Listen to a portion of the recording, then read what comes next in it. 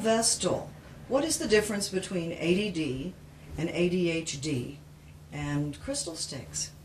Well, Crystal Stix, of course, is an activity that requires the development of certain skills in order to accomplish the action or the activity itself. And attention deficit disorder and attention deficit and hyperactivity disorder can be addressed by the Crystal Stick activity simply because it requires a series of learned responses to take place in order to do the Crystal Stick activity, and these learned responses address the inability to pay attention, it also, by the way, addresses the hyperactivity because it gives an outlet for that hyperactivity.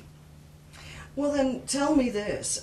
In some studies, they say that it shows genetic factors or a low glucose level in the brain. It's less active.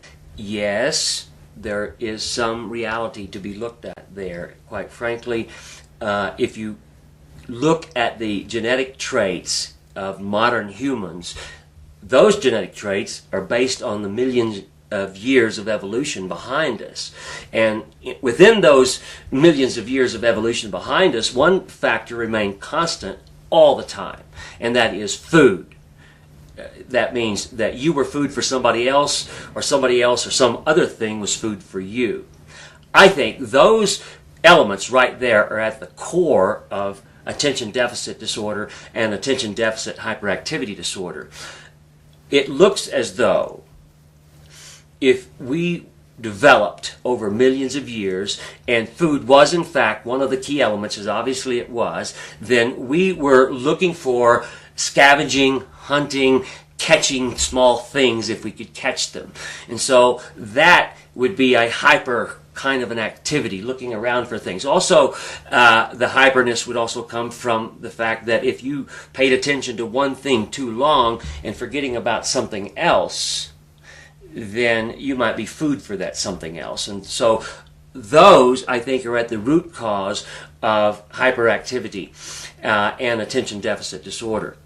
In modern society, of course, we must educate ourselves to live in this society, and of course, having our humanness based on what it is, we have to overcome this inability to pay attention, or the inability to pay attention to one thing at the exclusion of other things. Now, other factors could obviously be involved here, such as emotional displacements and things like that haven't been quite experienced on the part of an individual.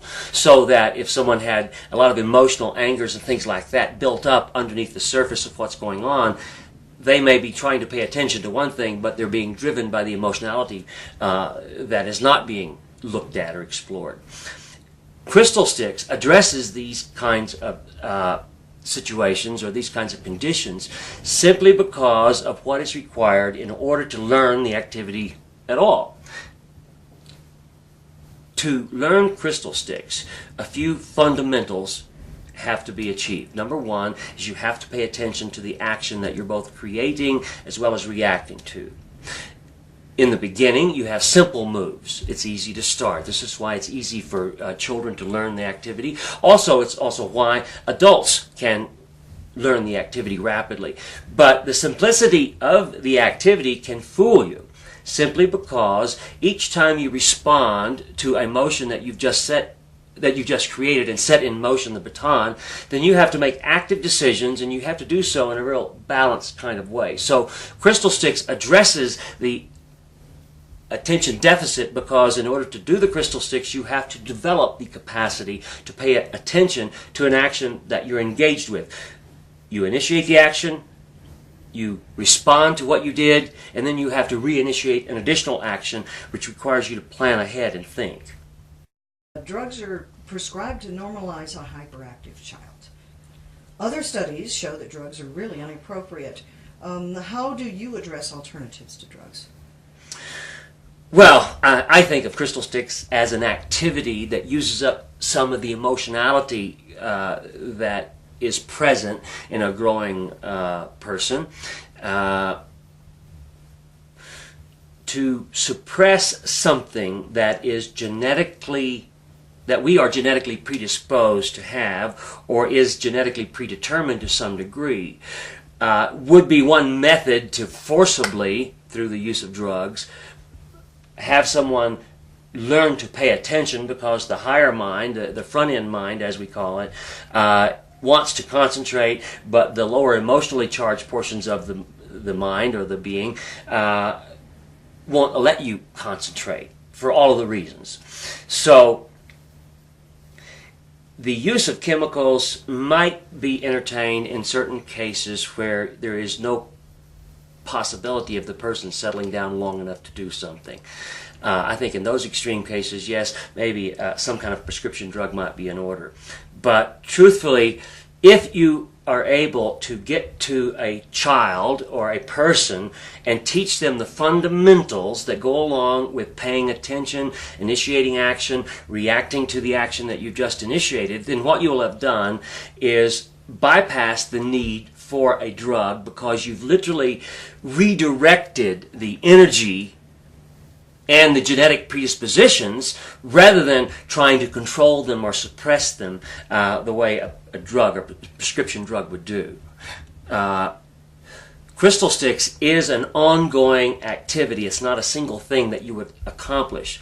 It consists of stages of development, and it does in fact enlist this concept we have of left hand, right hand, or left brain, right brain alternately in terms of its developmental basis. So there are other things that get addressed. In this case, this integrational process between the hemispheres, as well as the capacity to pay attention and the capacity to emotionally get involved.